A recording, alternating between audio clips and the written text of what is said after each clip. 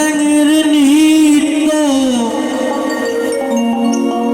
ময়ূর কেন নাচে রে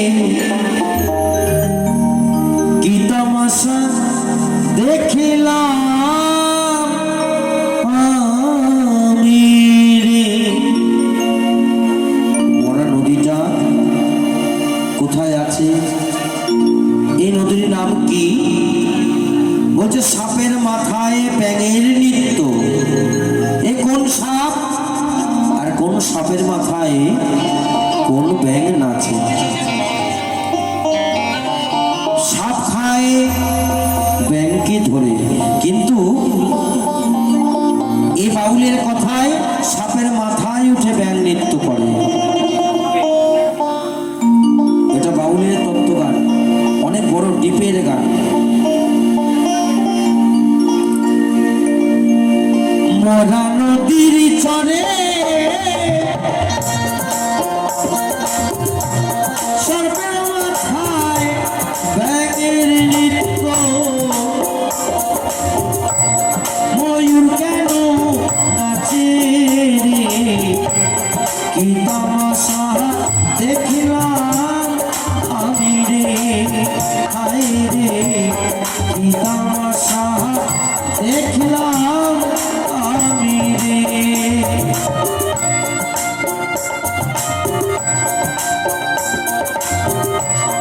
শুরু হলো আর এক পালা, লক্ষ্য করে দেখবেন।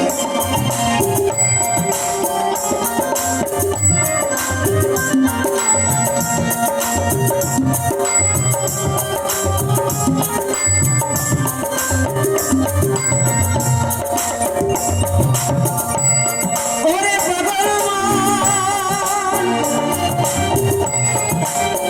ওরে পাগল মন, পাগল মন,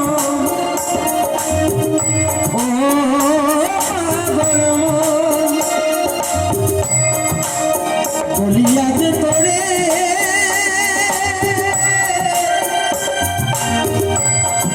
ওই সর্ব খেলা করে ময়ূর নৃত্য করে ঢেকে তারু করে। সর্ব খেলা করে কোন সাপ? কাম সাপ। ময়ূর নৃত্য করে কোন ময়ূর? মন ময়ূর। মরা নদী কোথায়? তোমার মাতৃস্থান, যেখান থেকে আমার জন্ম, যেখান থেকে তোমার জন্ম। যে নদী মাসের মধ্যে 3 দিন থাকে জোয়ারে ভরা আর 27 দিন থাকে ভাটা, এই হলো মরা নদী। ভেক কথার অর্থ হচ্ছে ব্যাঙ। কাম সাপের উপর ব্যাঙ নাচে। এই ব্যাঙটাকে, ব্যাঙ হচ্ছে আমার বাবা। ওই মরা নদীতে না গেলে আমি এই ধরায় আসতাম না। আর নদীটার নাম কি? শুকু নামে নদী আছে। শুকু নদী অর্থাৎ এই মায়া নদী, যে নদীতে শুধু সুখ হয়। শুকু নামে এক নদী আছে রে বলিয়া যে তোরে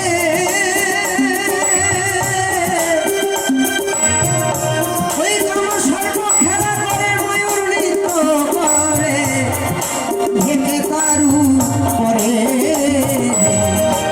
শুকনামে এক নদী আছে রে ও শুকনামে নদী আছে রে। বুঝলাম, শুকনামের নদী। চোরাই গেল চুরি করতে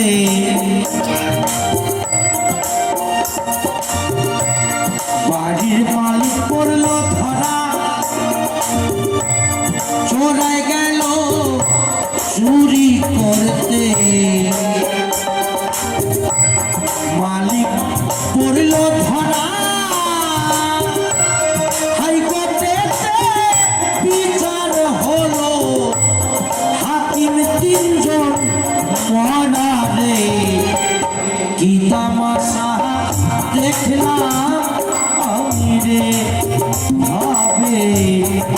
তামাশা দেখলাম আমি রে। তোমার পিতা গেল চুরি করে। কোন চোর? আমার বাবা চোর। তোমার পিতা গেল চুরি করে, মা পড়িল ধরা।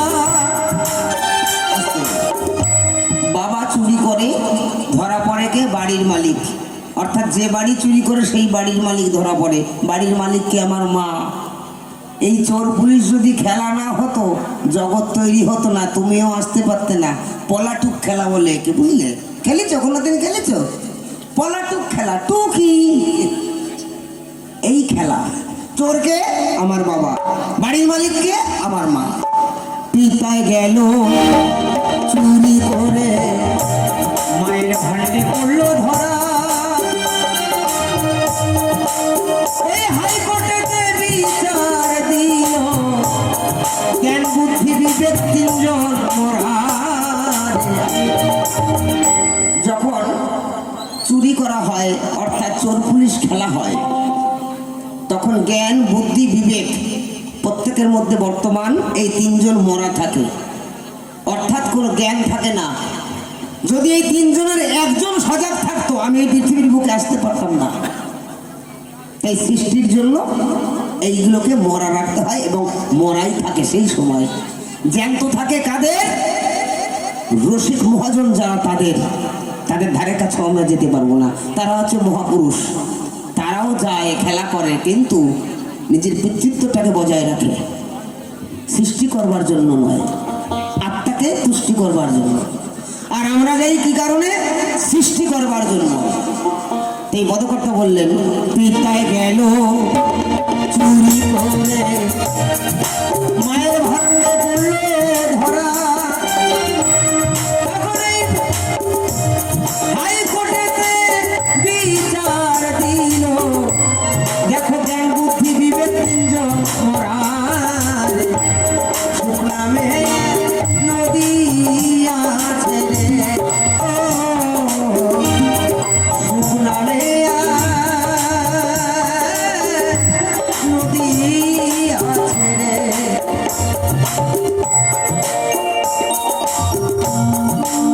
বুঝলাম। এবার বলো দেখি, বাবা আমার এই নাই জন্ম, আমায় জন্ম দিল পরে। বাবা আমায় এই নাই জন্ম, জন্ম দিয়েছে পরে। আমার যে জন্ম হলো, আমার মা ছিল না ঘরে রে। যেদিন জন্ম হলো সেদিন মা বাড়ি ছিল না, মা সেদিন মামার বাড়ি ছিল, আর বাবা তো দেয়ই নাই। তাহলে আমি কে? আমার জন্ম হলো কিভাবে? আমার জন্ম দেয়নি বাবা, জন্ম দিয়েছে পরে। আমার যেদিনে জন্ম হয়েছে সেদিন মা ছিল না ঘরে, মা সেদিন মামার বাড়ি বেড়াতে গিয়েছিল। আমার যখন বাবা আমায় দেয় নাই জন্ম, আমায় জন্ম দিয়েছে পরে।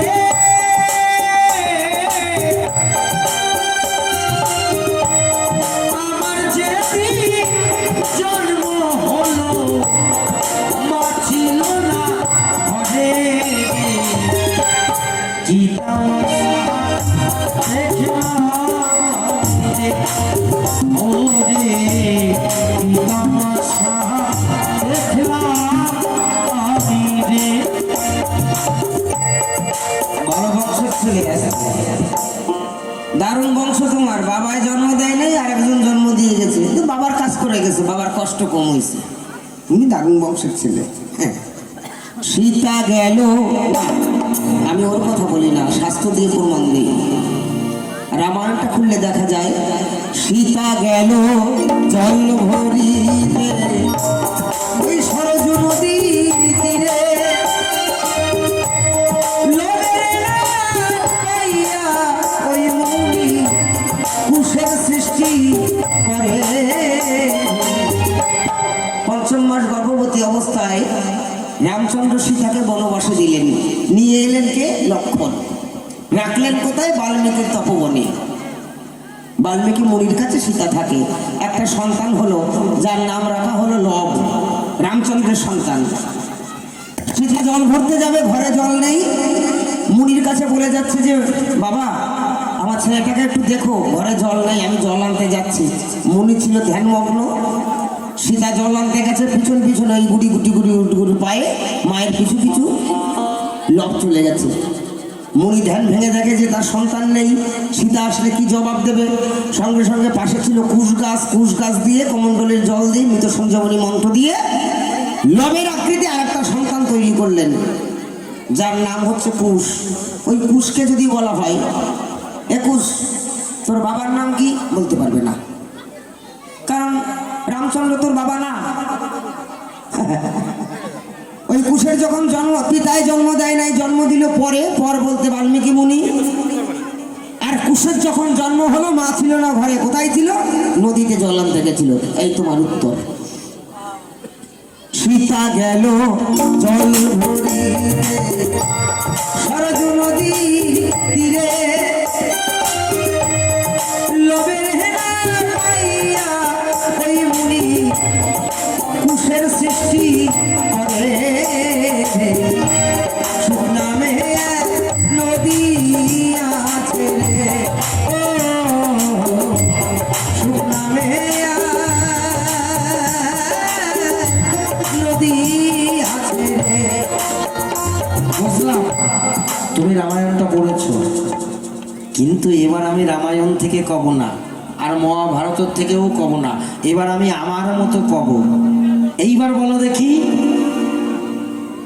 আমার যখন হয় নাই জন্ম, মানে চাষার যখন হয় নাই জন্ম, জল খাবার যায় মাঠে, গাভীর পেটে বলদ রইল, হাল বাইবে কিসে রে।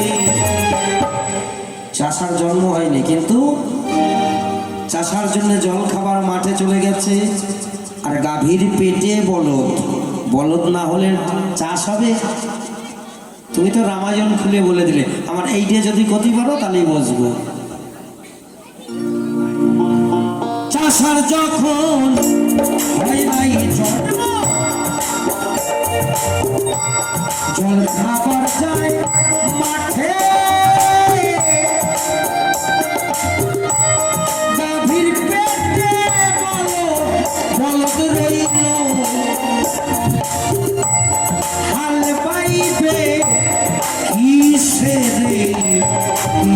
আশা দেখলাম আমি রে, ভাই রে, কি তামাশা দেখলাম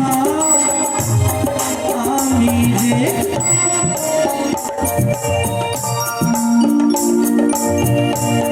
শাস্ত্র লাগবে না, আমি তোরে দিয়ে বুঝই।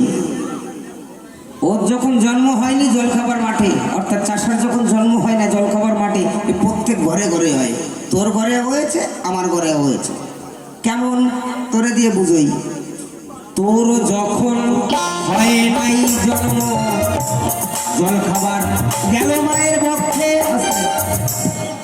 ও মা, মায়ের সন্তান প্রসব করার আগে, পেটে যখন সন্তান আসে তার 4-5 মাস আগে সন্তান এসে কি খাবে সেই খাবার মায়ের বুকে চলে আসে, মায়ের দুধ, ঠিক না? ছেলে হোক কি মেয়ে হোক, কানা হোক কি খোড়া হোক, কি হবে বলা যাচ্ছে না। আমি মায়ের গর্ভের ভেতরে আছি, আমি পৃথিবীর বুকে এসে কি খাবো, কি খেয়ে বাঁচবো, সেই খাবারটা আমি আসার আরো 6 মাস আগে ভগবান পাঠিয়ে দেন যে ও গিয়ে খাবে কি। প্রত্যেকটা মানুষ হওয়ার পরেই মা দুধ খায়, ওইয়ে পারলাম না তার খাবার রেডি, আর আমার এত কষ্ট করে টাকা ইনকাম করে নিয়ে তারপর পরিবার চালাতে হয়। তাহলে আমি ভগবানের কাছে প্রশ্ন করতে পারি, ঠাকুর আমি হওয়ার আগে যদি আমার খাবার চলে এসে থাকে তাহলে এত কষ্ট করে রাত জেগে টাকা ইনকাম করবো কেন, আমার খাবার কই? বলতেই পারি না গো, তুমি যখন এসেছো তোমার হাত আছে, পা আছে, নাক আছে, কান আছে, কর্ম করে খাও, কাজ করে তারপর খাও, ধর্ম ঠিক রাখো, কর্ম করে সংসার চালাও, ধর্মকে বজায় রাখো। তাই পদকর্তা বলছেন, চাষার যখন হয় নাই জন্ম, জল খাবার মায়ের পক্ষে, এই বড় রইল গাভীর পেটে চাষা, হাল বাইবে কিসে? তুমি জন্মাবার পরে তোমাকে দিয়েই হাল বাওয়া হবে, কারণ বলদ যদি গাভীর পেটে থাকে, গাভী দিয়ে কি আর লাঙল চাষ করা যায়? বলদ দিয়ে চাষ করতে হয়। আর এই তত্ত্ব জানতে গেলে গুরুর কাছে গুরুর নির্দেশ মানতে হয়। তুই তো আমার গুরু বলে মানিস নে, আমিও তোর শিষ্য বলে মানি না, কারণ তোর মতন পেছন পাকা শিষ্য আমার দরকার নাই। প্রতিটা ফল দেখবেন ভোটার দিক দিয়ে পাকে, আম পাকলে লাল হয়, কাঁঠাল পাকলে ভোটার দিক দিয়ে পাকে, আর একটা ফল আছে দেখুন পেছন দিক দিয়ে পাকে, তাহলে কি কয়? পোত পাকা ফল। পিছন দিক দিয়ে পাকা ফল আছে না আপনাদের পাড়ায়ও আছে, কি জানেন? বলতে পারবেন কি পেছন দিক দিয়ে পাকে? তেলা কচু, তেলা কচু দেখবেন পেছন দিক দিয়ে পাকে, যেটুক পাকে সেইটুক লাল, যেটুক পাকে ওইটুক লাল, পাকতি পাকতি পরে পুরোটা লাল হয়, জুড়ে হবে। ওর অবস্থাও তাই। শুকুনামে নদী আছে, শুকুনামে এক নদী আছে রে,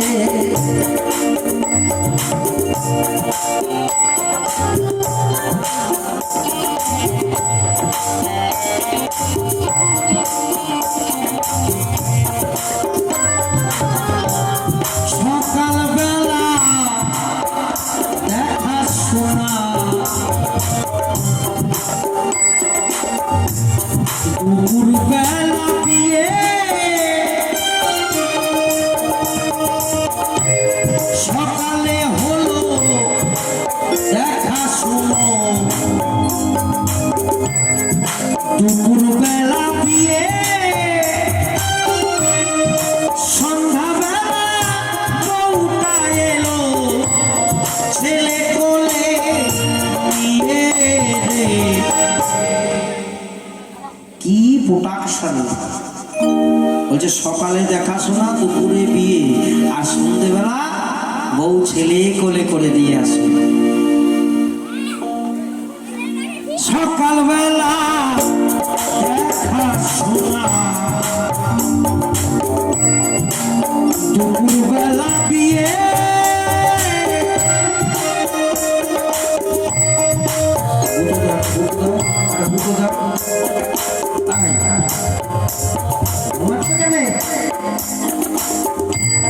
সকালবেলা দেখাশোনা, দুপুরবেলা বিয়ে। আপনাদের এখানে হয়েছে কিনা জানি না, তবে আমার এলাকায় হয়েছে। সকালবেলা দেখাশোনা করেছে, দুপুরে বিয়ে হয়েছে, আর সন্ধ্যে না ঘুরতেই সন্ধ্যাবেলা বউটা এলো, একটা ছেলে কোলে করে রে। ইন্টারনেটের থেকেও ফাস্ট।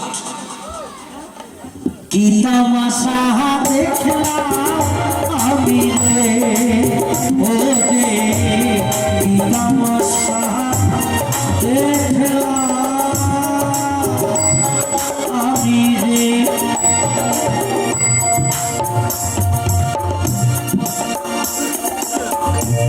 সকালবেলায় দেখাশোনা, দুপুর বেলায় বিয়ে, সন্ধ্যাবেলায় বউটি এলো ছেলে কোলে নিয়ে। মহাভারত যদি খুলে দেখো একবার, সকালবেলায় দেখাশোনা হয়, দুপুরবেলা বিয়ে হয়। দাস রাজার কন্যা ছিল সত্যবতী না,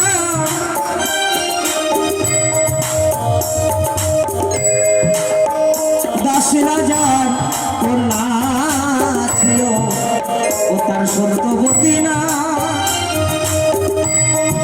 সত্যবতীকে দেখে বিবাহের প্রস্তাব দিলেন। সন্ধ্যাবেলায় বিয়ে করে ওই শান্তনু রাজা আসলেন হস্তিনাপুর ধাম রে। দাস রাজার কন্যা, যার নাম মৎস্যগন্ধা। এই দাস রাজার কন্যা ছিল সত্যবতী। শান্তনু রাজা হস্তিনাপুরের রাজা, পাণ্ডু বংশের। দাস রাজার কন্যাকে দেখে দাস রাজাকে বিবাহের প্রস্তাব দিলেন যে তোমার মেয়েকে আমি বিয়ে করব। তখন শান্তনু রাজার বউ নাই। শান্তনু রাজার বউয়ের নাম কি? গঙ্গা, মা গঙ্গা। গঙ্গার 8টা পুত্র হয়েছিল। ওই 8টা পুত্র গঙ্গা জলে ভাসিয়ে দিয়েছিল, একজনকে রেখে দিয়েছিল। কাকে? যার নাম ভীষ্ম। তখন ভীষ্ম প্রাপ্তবয়স্ক।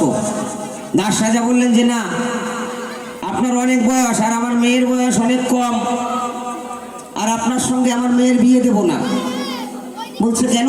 বলে আপনার প্রাপ্তবয়স্ক একটা ছেলে আছে, আপনার এত বড় ছেলে থাকতে আপনার সঙ্গে আমি আমার মেয়ের বিয়ে দেব না।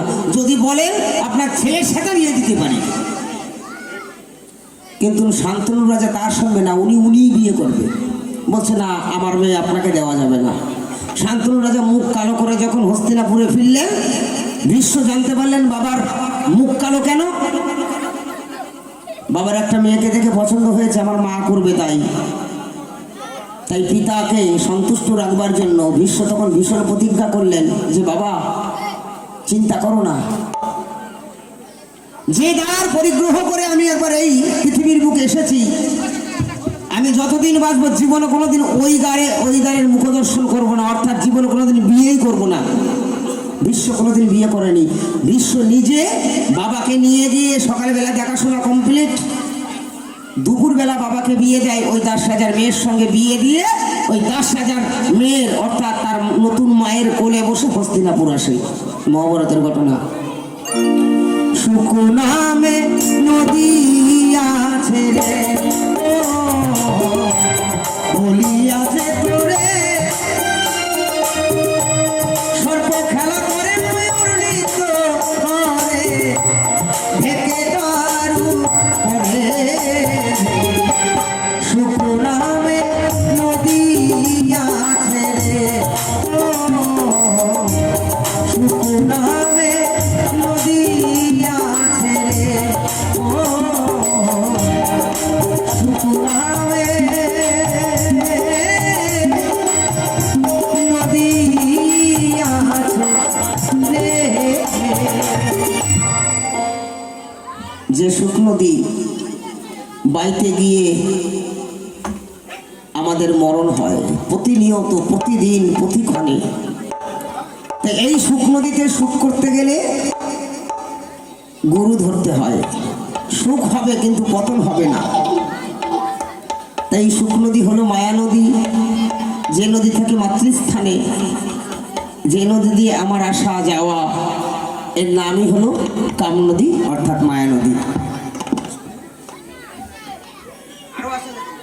এখনো আছে, আমি শেষ করিনি তো, এখনো আছে। তুমি কি ভাবছো? 80 বছরের বুড়ি ছিল, বামে কাপে সিদ্ধি। শোনো, কোলের ছেলের সাথে বুড়ি কেন ঘটাইছে পিরিতি রে। আজব কথা, কথাটা আজব হলেও শাস্ত্রে লিখেছে 80 বছরের ছিল বুড়ি, কাটে কাটে সিদ্ধি। কোলের ছেলের সাথে বুড়ি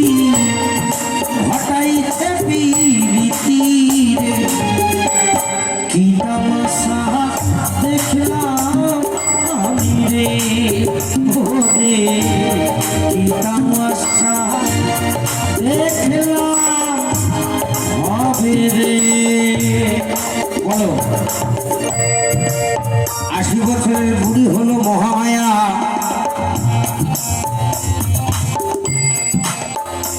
নিজের স্বামীকে সন্তান রূপে সন্তান জ্ঞানে তাকে বুকের স্তন পান করিয়েছিল।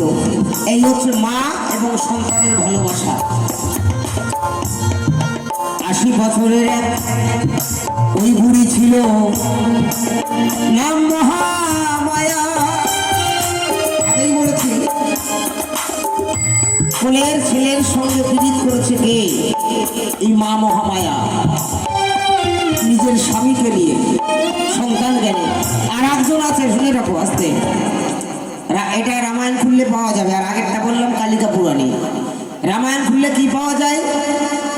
মন্থরা বুড়ি আছে না বাবা, মন্থরা বুড়ি, যে কৈকেয়ী মায়ের দাসী। ওই মন্থরা বুড়ির কুমন্ত্রণায় রামকে 14 বছর বনবাসে যেতে হয়েছিল। ওই মন্থরা বুড়ির পিঠে ছিল কুচ, এরকম কুচো কুচো হয়ে হাঁটত। রামচন্দ্র একদিন জিজ্ঞাসা করেছিল, মন্থরা, রামচন্দ্র তখন ছোট, মানে বিয়ে করেছে আর কি, আর মন্থরা বুড়ির কয়েকশো বছর বয়স। ওই কৈকেয়ী মায়ের, ওই কৈকেয়ী রানীর দাসী। রামচন্দ্র জিজ্ঞাসা করে, মন্থরা, তোর বুদ্ধিতে আমার বনবাসে যেতে হচ্ছে পিতার আজ্ঞা পালন করবার জন্য। আমি জানি তুই আমার মাকে, অর্থাৎ কৈকেয়ী মাকে কুমন্ত্রণা দিস যাতে আমার ক্ষতি হয়। এতে তোর লাভ কি? তুই কি চাস? রামচন্দ্র তো স্বয়ং ভগবান। তখন মন্থরা বুড়ি বলল, ঠাকুর, আমি জানি তুমি কে, তাহলে বল আমার কাছে একটা বর্ষা। তোর এই আকাশ কুকাশ করে এই কুমন্ত্রণা দিয়ে তোর লাভ কি? বলে, আমি তোমাকে চাই। রামচন্দ্রকে, স্বয়ং রামচন্দ্রকে ওই বুড়ি চেয়েছিল কোলের সন্তানের সমান। রামচন্দ্র তথাস্থ দিয়েছে, ঠিক আছে পাবি। আমাকে চাস তো, আমাকে তুই পাবি, তবে এ জন্মে পাবি না। কোন জন্মে? দাপর যুগে পাবি। দাপর যুগে ওই কুবজা বুড়িকে ঠিক করে শ্রীকৃষ্ণ নিয়ে যায় তার ঘরে। বলে, বই তো পড়িস নাই, পড়বি কি? কলমও জানিস না। শুকু নামে নদী আছে রে, বলি আছে তোরে, সর্ব খেলা করে ময়ূর নৃত্য করে, দেখে তারু বলে, শুকু নামে নদী আছে রে, শুকু নামে নদী আছে রে। গান লিখেছে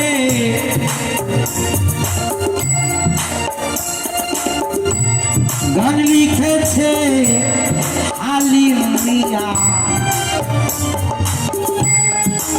বরিশাল তার বাড়ি। গান লিখেছে এই আলম মিয়া, বরিশাল তার বাড়ি। এই কথার উত্তর না পাইয়া সেদিন ছাড়িল ঘর বাড়ি রে। কি তামাশা দেখলাম আমি রে, ওরে কি তামাশা দেখলাম আমি রে। একটা মরা নদীর চরে সর্বের মাথায় ব্যাঙের নৃত্য, ময়ূর কেন নাচে রে। কি তামাশা দেখলাম আমি রে। এই গানের উত্তর দিল বাংলাদেশের বরিশালের মুসলমানের ছেলে আব্দুল হালিম মিয়ার লেখা এই গান। খুবই জনপ্রিয় এবং অনেক প্রাচীন গান। আমাদের নদিয়ার কৃষ্ণনগরে এক বাউল বাস করতেন, যার নাম কৃষ্ণদাস বাউল। উনি মারা গেছেন। ওনার একটা হাত ছিল ছোট, তাই ওনাকে নুলা বলা হতো। নুলো কৃষ্ণ বললে সবাই চেনে যারা প্রবীণ লোক আছেন, এই গানের উত্তর লিখলো নুলা কৃষ্ণ, নদিয়ার কৃষ্ণনগর বাড়ি। উত্তর জেনে ওই নুলা কৃষ্ণ তার ছাড়িল ঘর বাড়ি। যে উত্তর খুঁজে মনে মনে ভাবছে সংসার আর করবো না, তখন তিনি বাউল হলেন, পোশাক পরে বাউল গাওয়া শুরু করলেন। ছাড়িল ঘর বাড়ি সুনামেয়া নদিয়া ছেড়ে, মন বলিয়া যে তোরে সর্বখেলা করে ময়ূর নৃত্য করে, ভেতে তারু করে সুনামেয়া নদিয়া ছেড়ে, সুনামেয়া নদিয়া ছেড়ে।